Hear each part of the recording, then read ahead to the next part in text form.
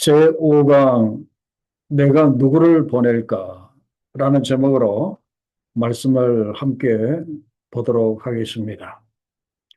자, 오늘 이사야 6장의 말씀을 보는데 6장 1절의 말씀을 보시면은요.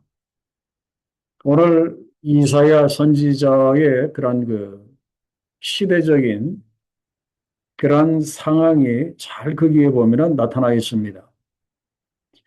우시야 왕이 죽던 해라고 나와 있는데 우시야 왕이 언제 죽었는가 하면은 BC 740년에 죽습니다. 예수께서 오시기 740년 전에 우시야 왕이 죽었는데 그 우시야 왕은 어떤 사람이었는가를 먼저 보도록 하면은요.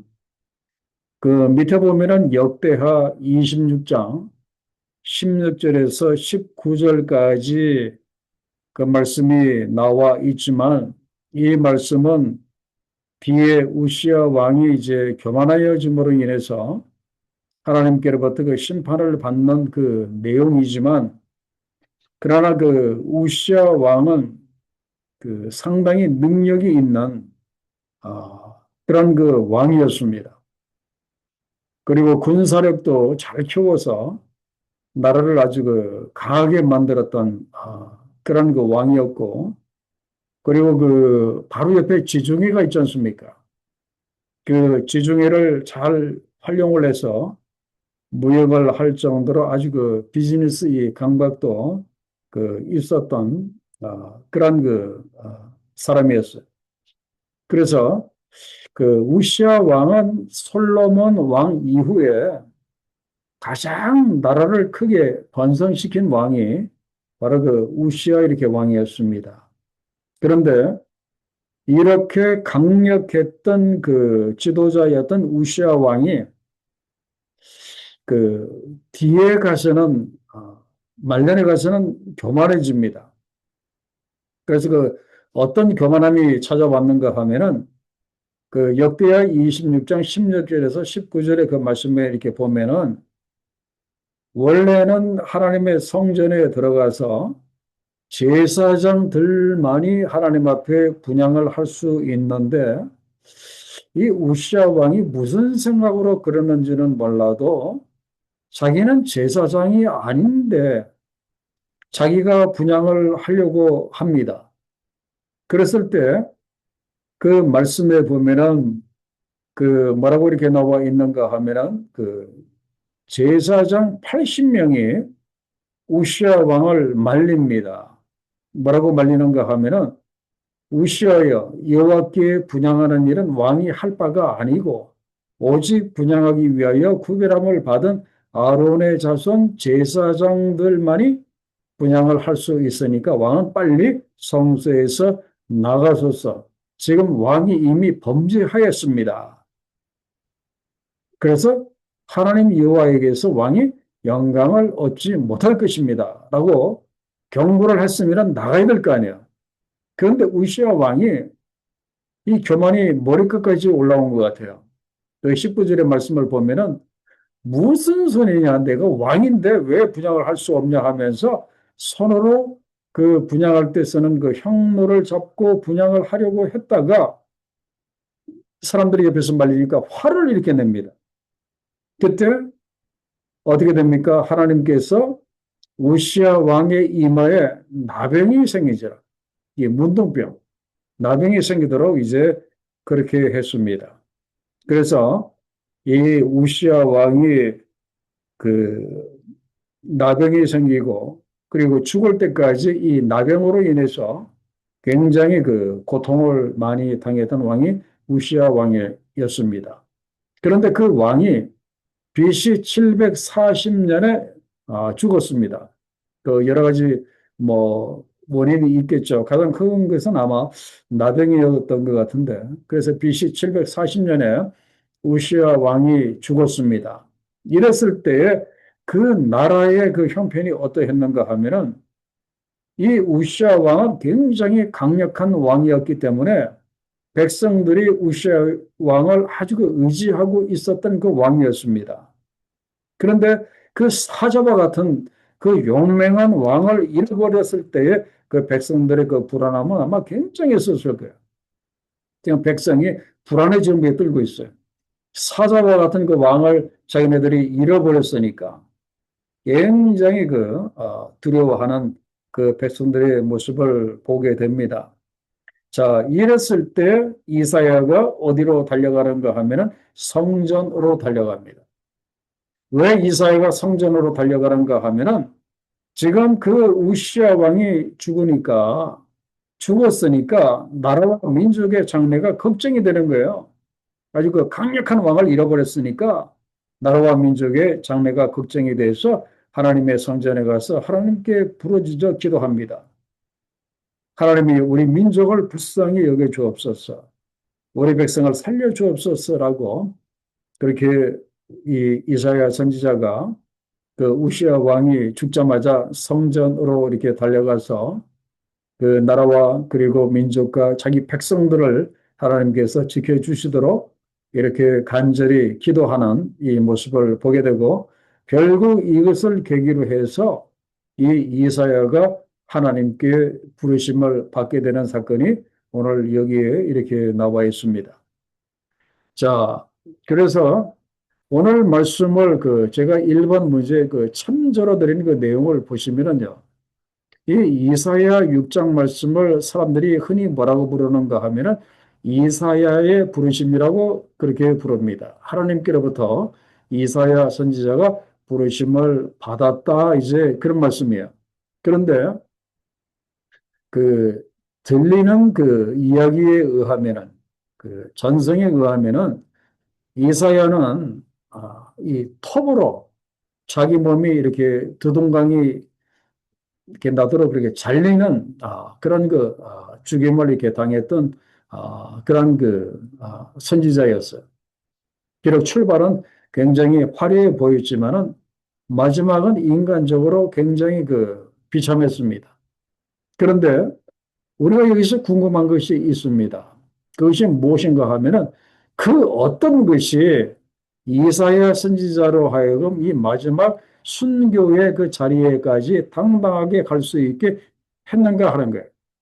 도대체 무엇이 이사야로 하여금 그 순교의 그 자리에까지 당당하게 가게 했었을까 하는 거예요.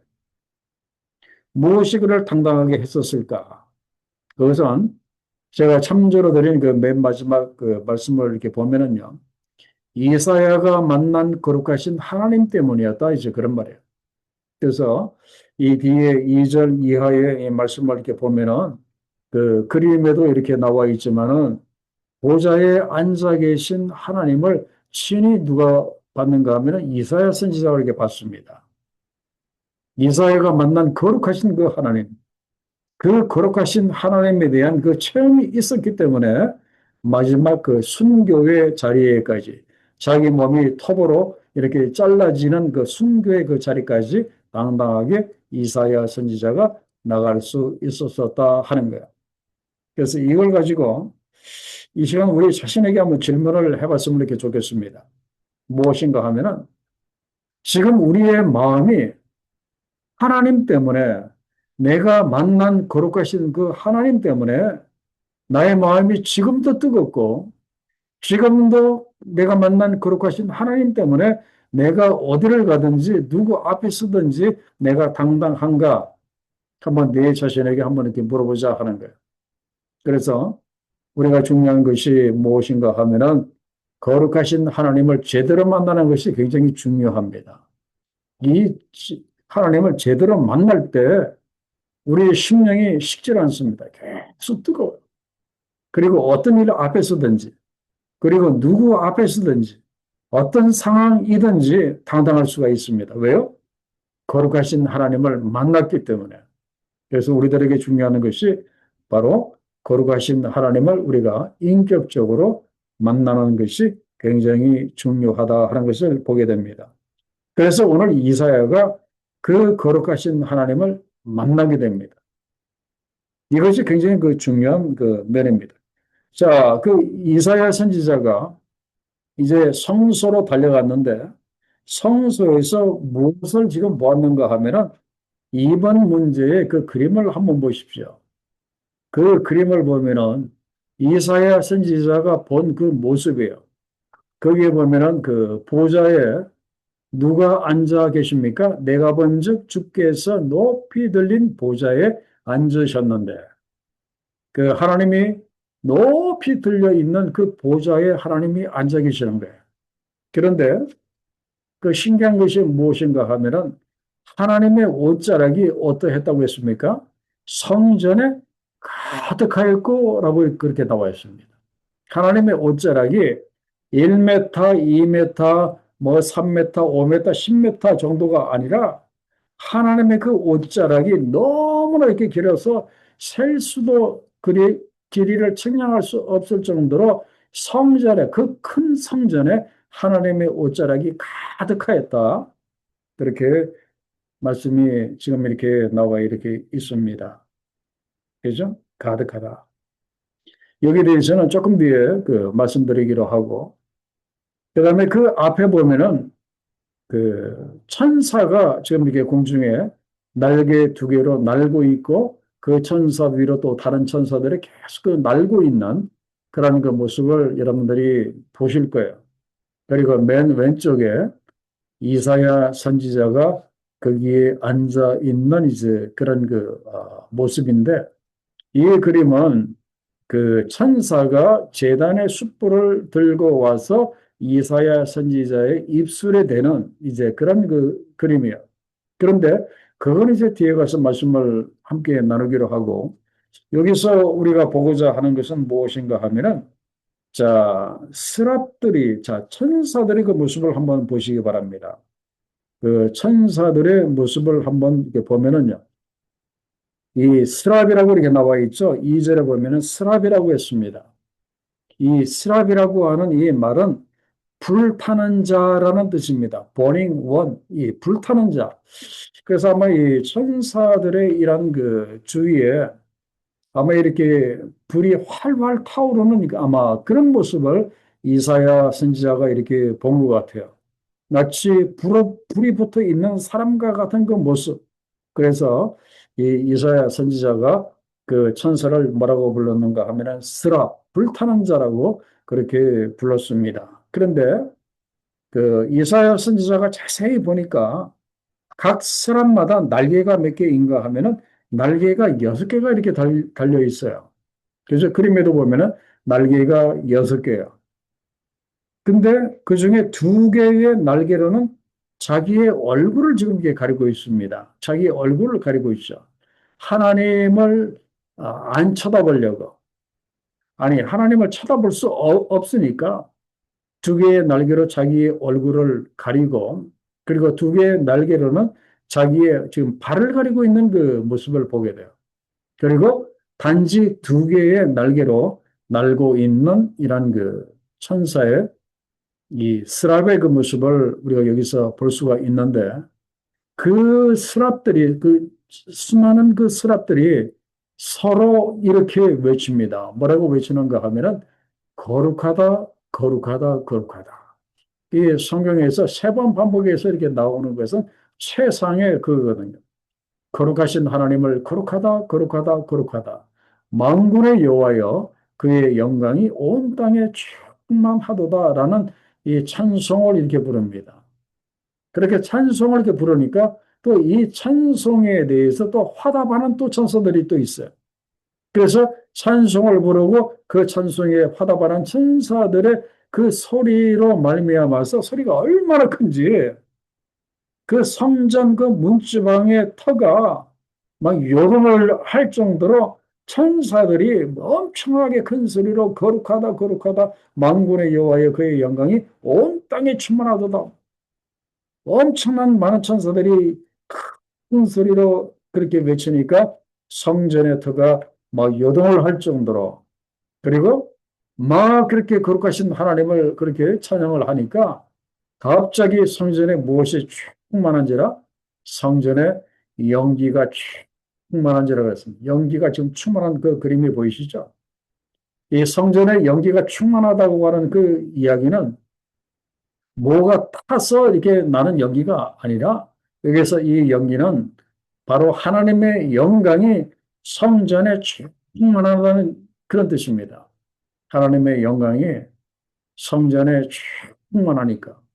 그래서 출애굽기 말씀에다 보면은 성막에도 이렇게 보면은 하나님이 임하셨을 때 하나님의 영광이 충만할 때 그 성막에 그 하나님의 영광으로 인해서 성막의 연기가 쭉 했던 그 모습을 우리가 여기서 이렇게 보게 됩니다. 지금 이사야 선지자가 지금 성전에 왜 왔습니까?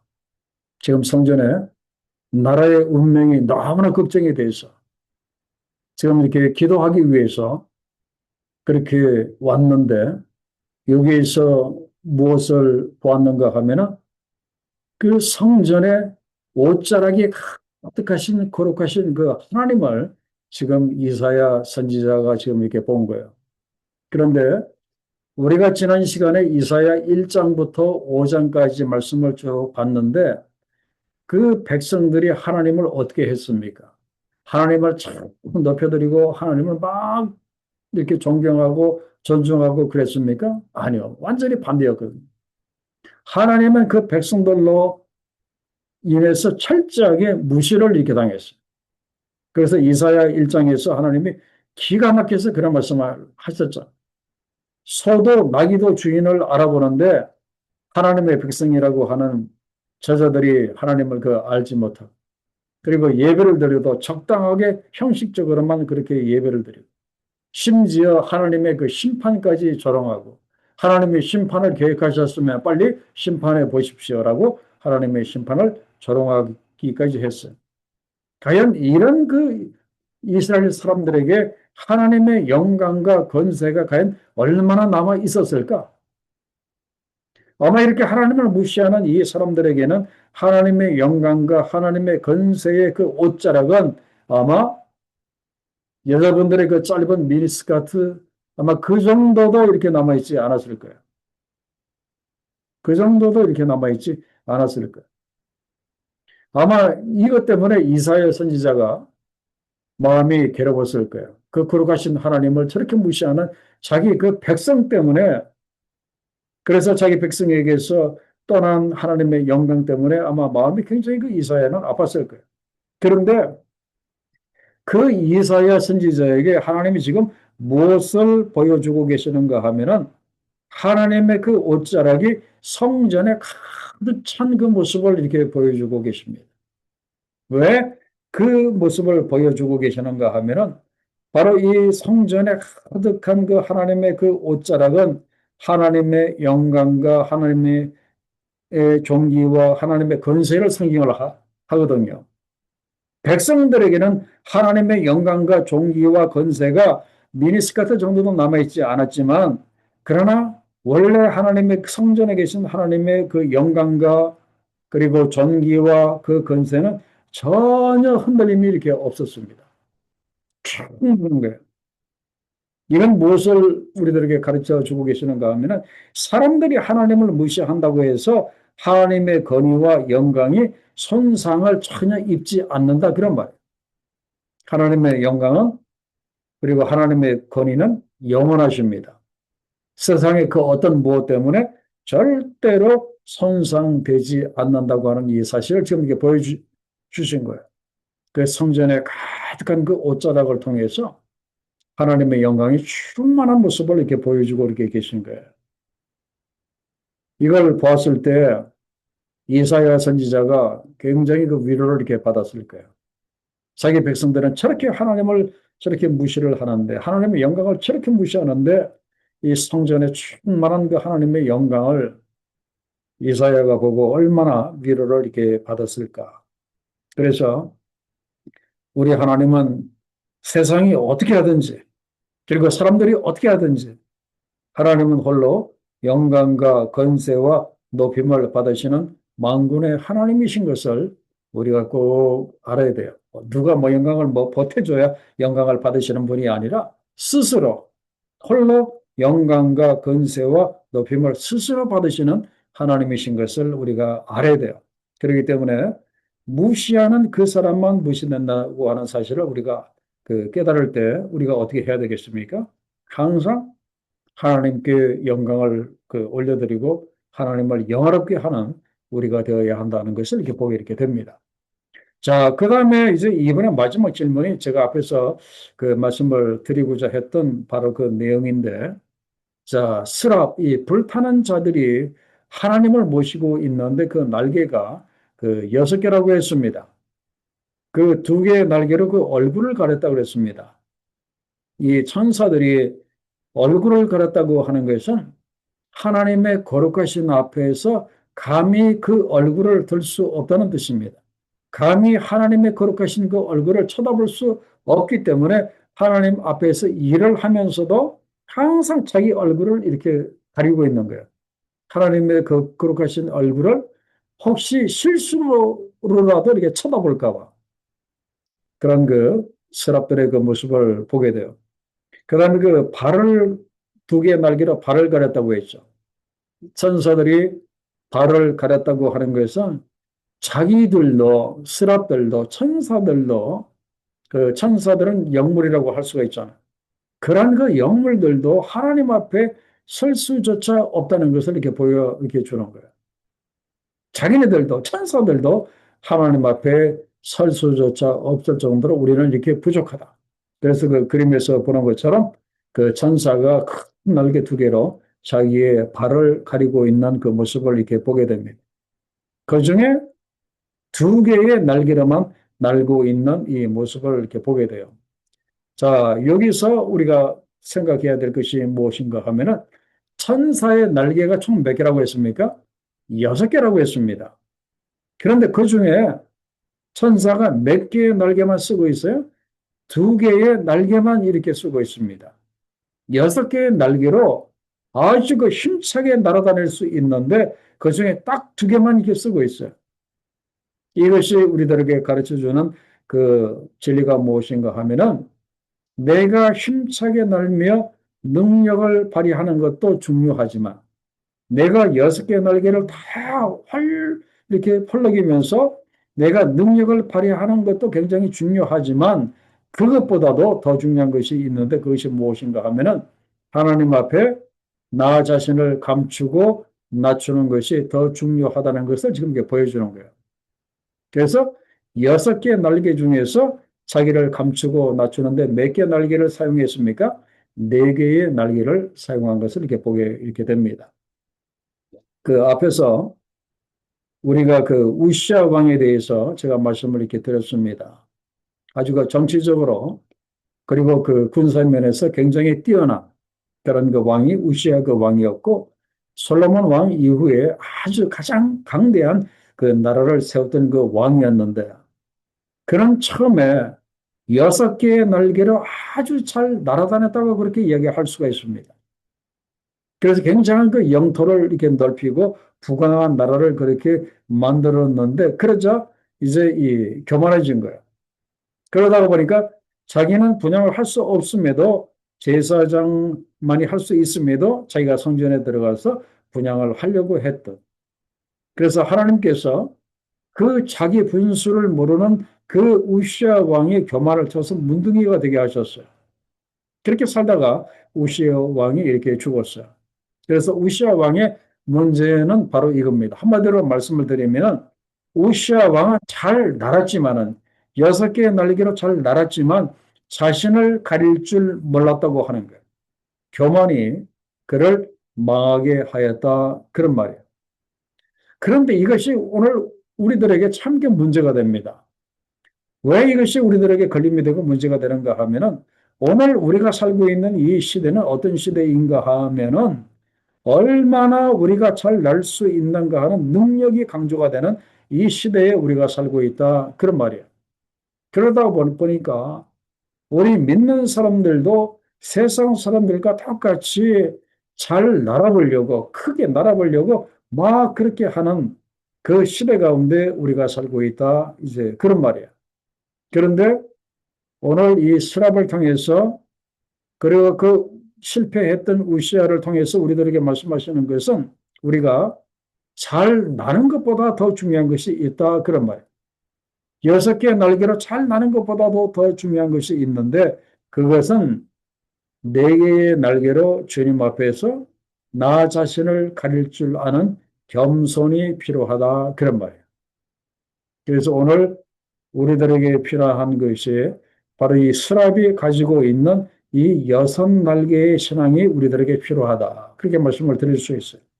그래서 이 여섯 날개의 신앙은 한마디로 말씀드리면 자신을 가릴 줄 아는 겸손이에요. 그 거룩하신 하나님 앞에서 자신을 가릴 줄 아는 이 겸손이 내가 하나님 앞에서 능력을 행하는 것보다도 더 중요하다고 하는 이 사실을 우리가 꼭 기억을 한다, 이제. 그런 말씀이에요. 자, 그다음에 3번 문제를 봅니다. 3번에 보면은 지금 이사야 선지자가 누구를 봤습니까? 5절 하반절에 보니까 만군의 여호와이신 왕을 배웠음이로다. 어떻게 하다가 이렇게 보니까 하나님을 딱 이렇게 쳐다본 거예요. 그러니까 이사야가 화들짝 이렇게 놀라면서 뭐라고 이야기하는가 하면 난 이제 망하게 되었다. 이제 그런 말. 아니, 거룩하신 하나님을 보고 살 수 있는 사람이 없잖아요. 이사야는 이걸 알거든요. 이제 자기는 망하게 되었다. 이제 그런 말이에요. 나같이 이렇게 빛이 난 자가 거룩하신 하나님을 보았으니까 자기는 이제 망하게 되었다.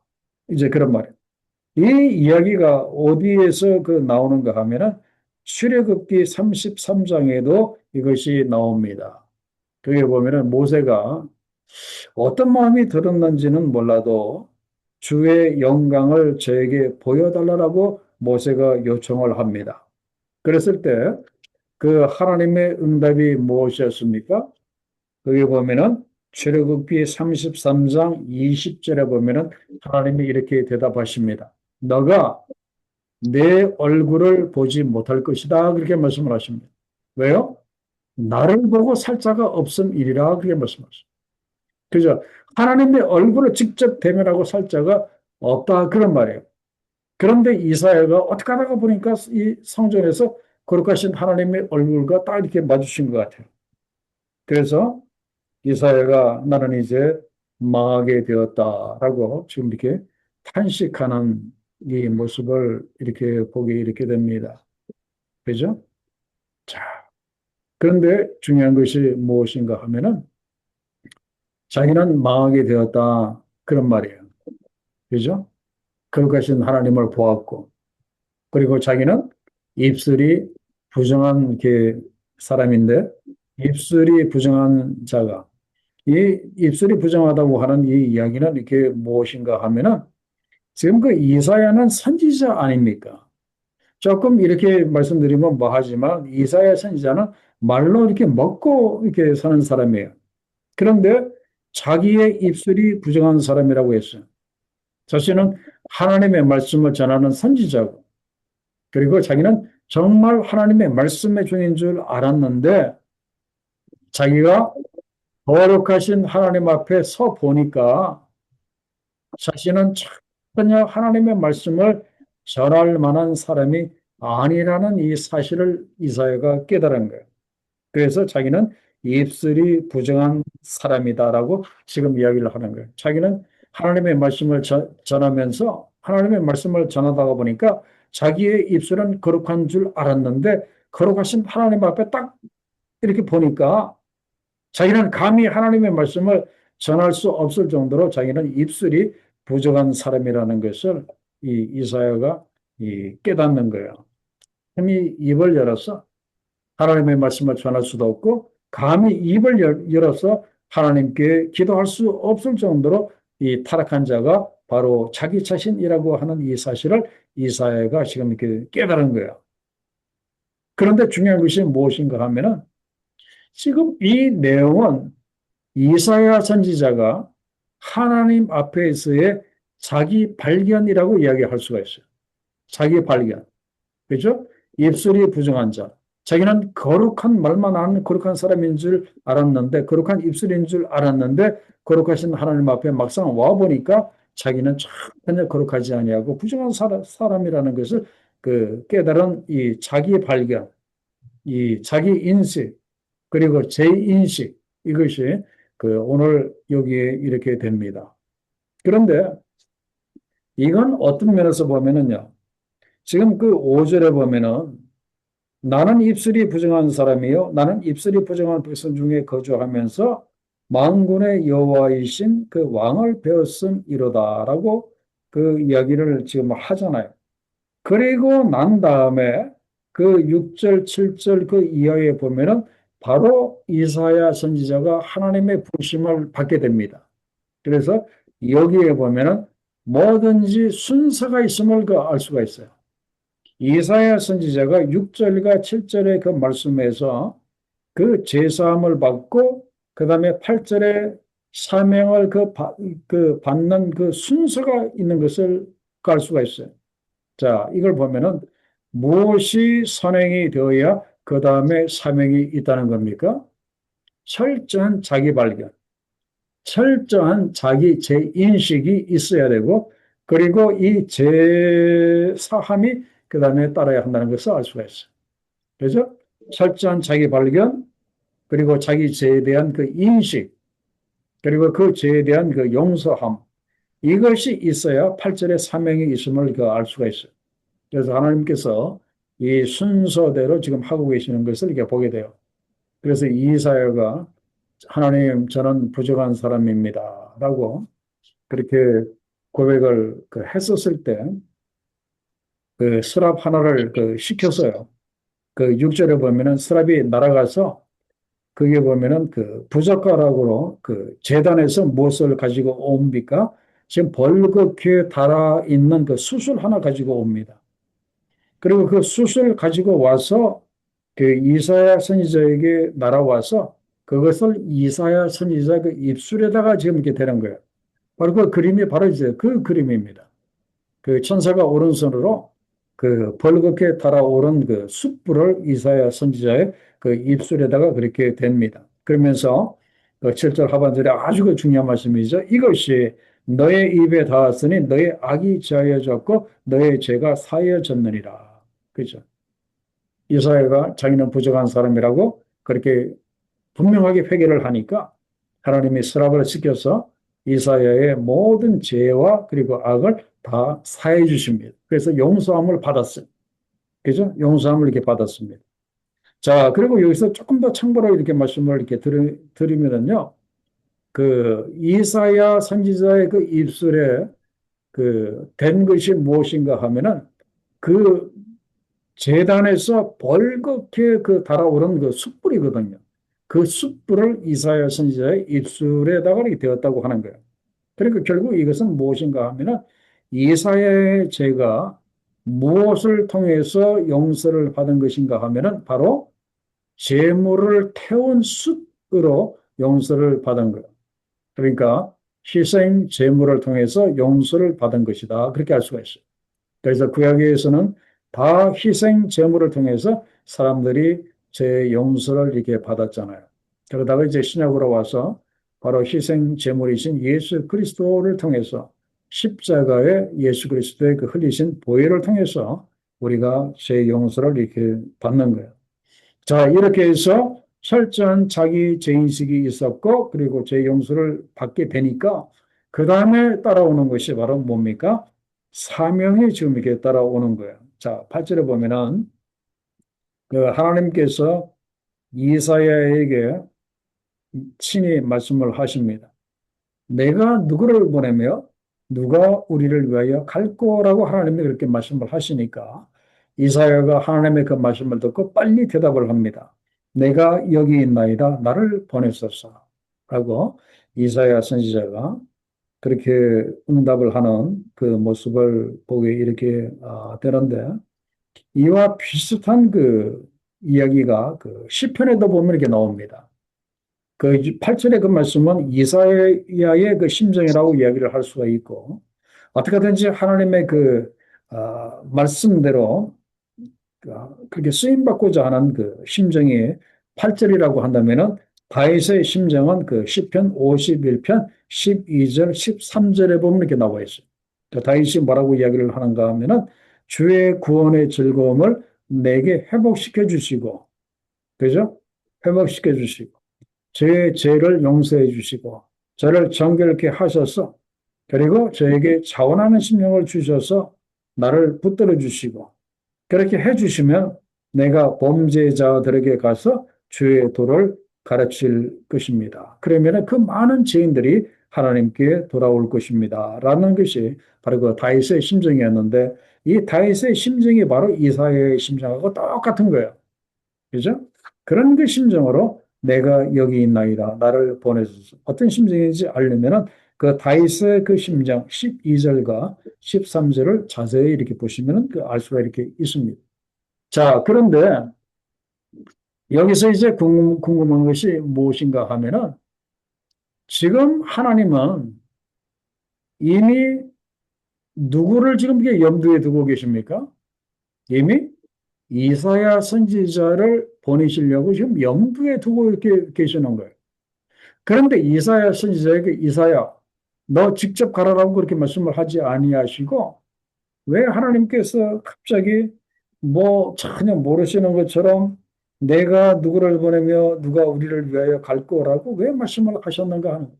직접 이사야 너 가라라고 말씀을 하실 수도 있는데 왜 그렇게 하셨는가? 하나님의 깊은 뜻이 있어요. 그건 무엇인가 하면은 우리 하나님은 이사야 선지자가 단지 하나님의 명령에 그냥 순종하는 그런 그 수준이 아니라 이사야가 하나님의 마음을 알고 그리고 하나님과 마음이 합한 자가 되어서 스스로 그렇게 움직이는 성숙한 자가 되기를 원하셨기 때문에 하나님이 그렇게 하신 거예요. 지금 하나님이 원하시는 일꾼이 누구인가 하면은 하나님의 마음을 알고 그리고 일하고자 하는 그런 그 사람을 하나님이 원하신다 하는 것을 알 수가 있어요. 하나님의 마음과 하나님의 뜻을 알고 자발적으로 일할 수 있는 그 사람이 되기를 이렇게 원하셨다 그런 말이에요. 누가? 이사야 선지자가. 그냥 시키는 대로만 하는 종이 아니라 하나님의 마음과 뜻을 알고 자발적으로 일하는 그런 그 하나님의 사람이 되기를 원하셨기 때문에 하나님이 뭐라고?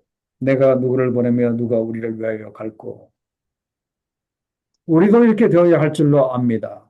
늘 그냥 시키는 대로만 하는 그런 그 종이 아니라 우리가 하나님의 마음과 뜻을 알고 우리가 자발적으로 일을 할 수 있는, 자발적으로 하나님의 일을 할 수 있는 그 정도의 그 수준까지 우리가 올라가야 한다 하는 것을 알 수가 있어요.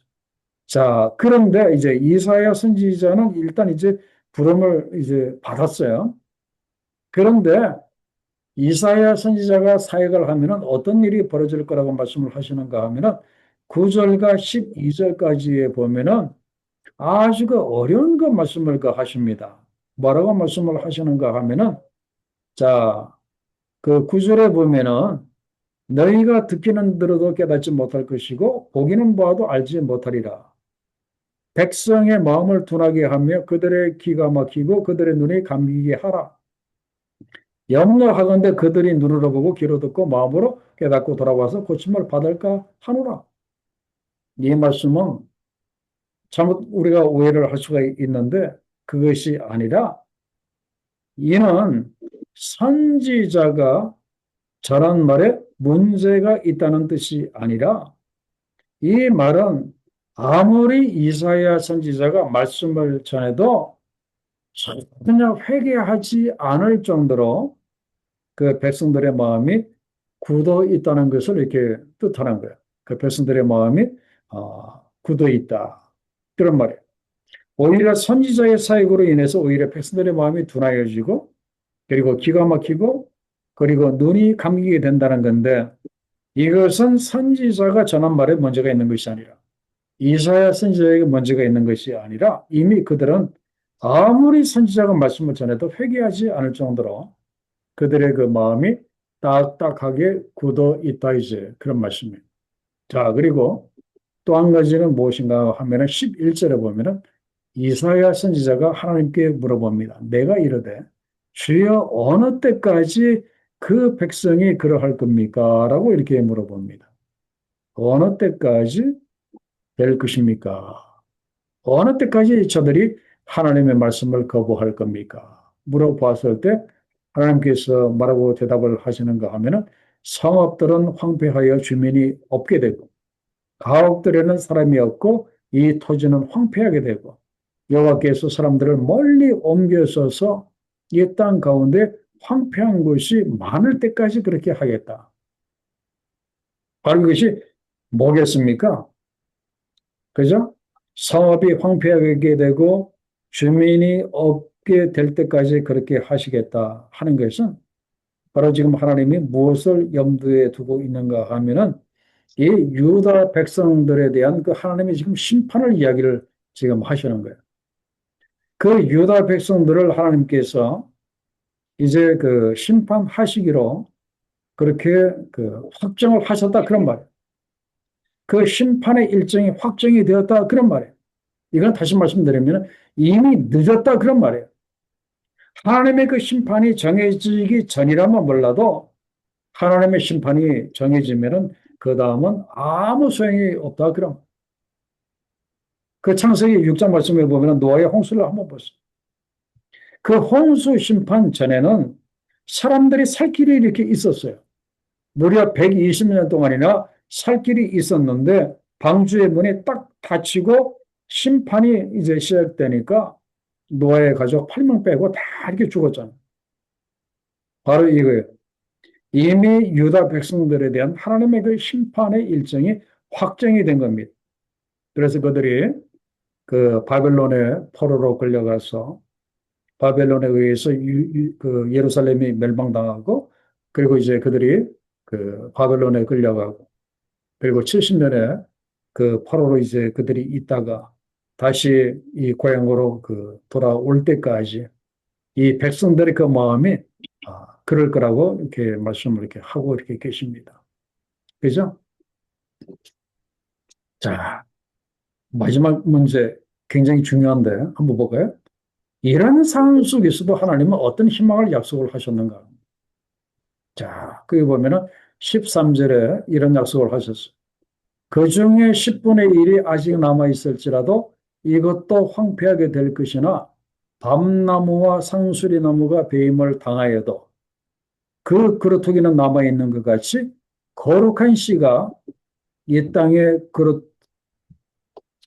그루터기라고 말씀을 하고 계십니다.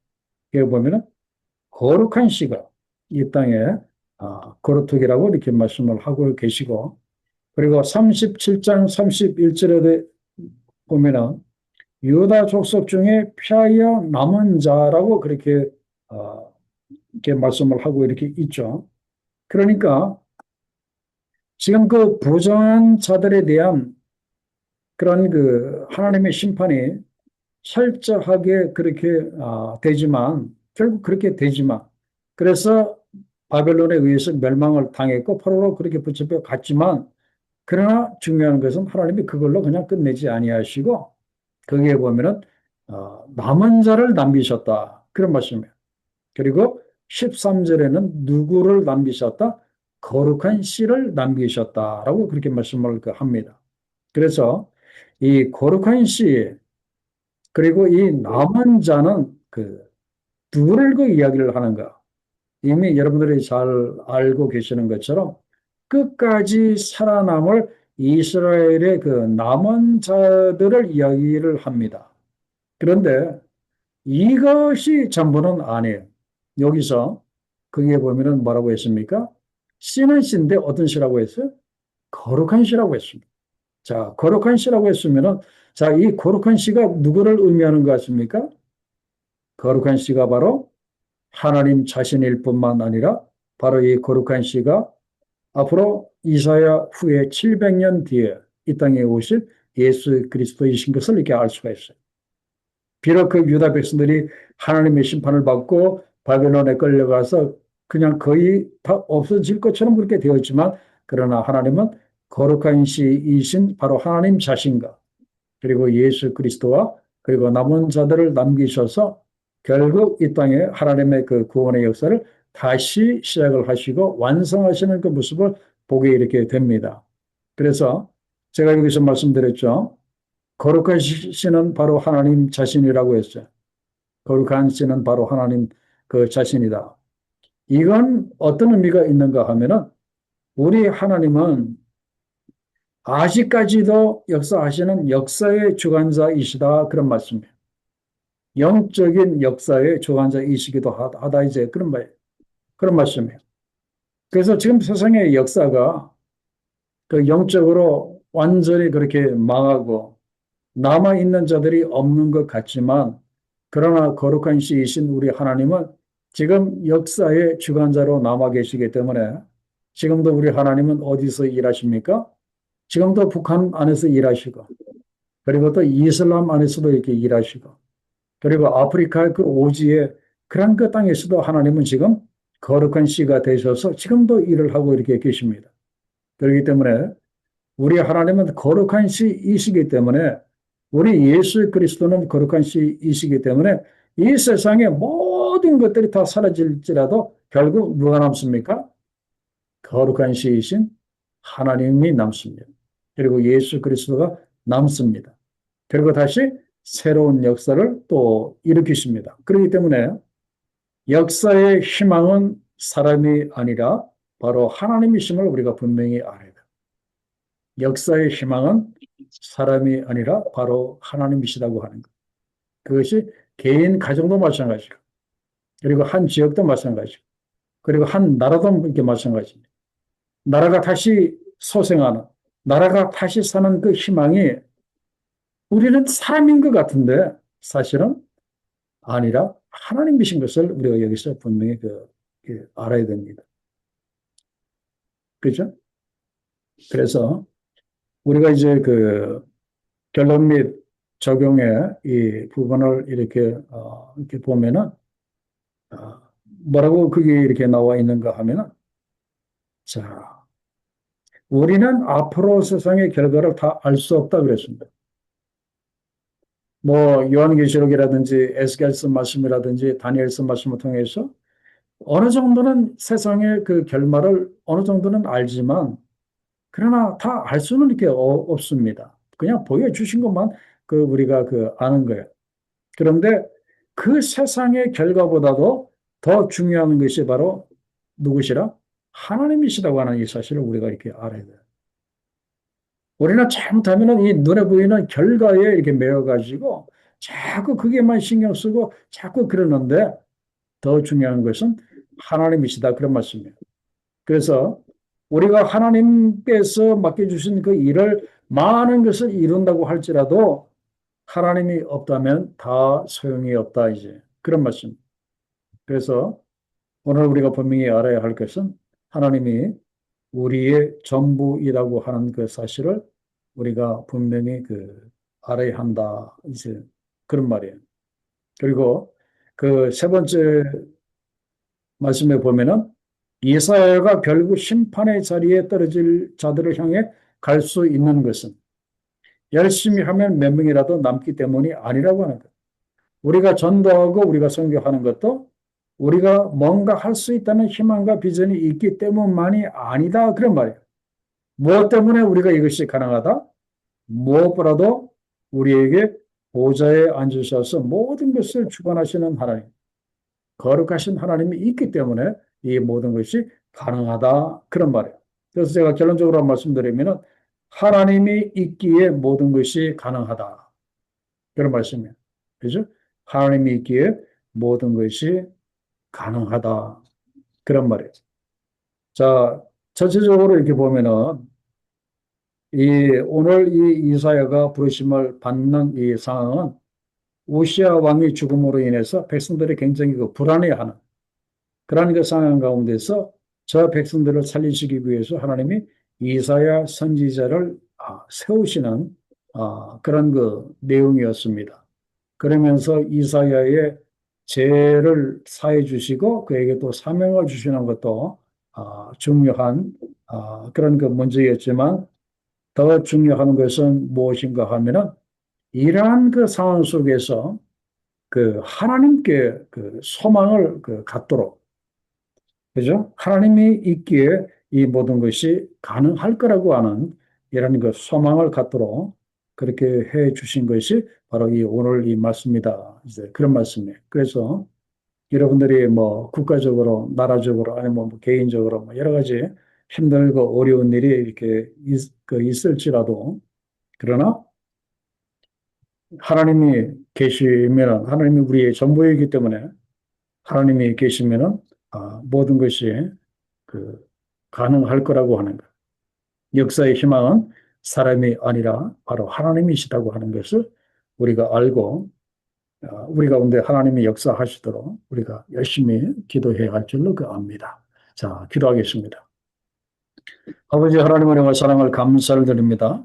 오늘 귀한 말씀으로 이렇게 찾아오셔서 우시아 왕이 죽음으로 인해서 나라가 힘들고 어려울 때 하나님 그 백성과 나라를 위해서 이사야 선지자를 세우시고 그를 용서해 주시고 그가 이제 거룩하신 하나님을 만나게 하시고 그리고 그 모습을 통해서 성전의 옷자락이 가득한 하나님 그 모습을 통해서 사람들이 아무리 하나님을 무시해도 우리 하나님의 영광과 권세는 전혀 손상을 입지 아니하고 우리 하나님의 권세와 영광은 영원한 것임을 보여주셔서 너무나 감사합니다.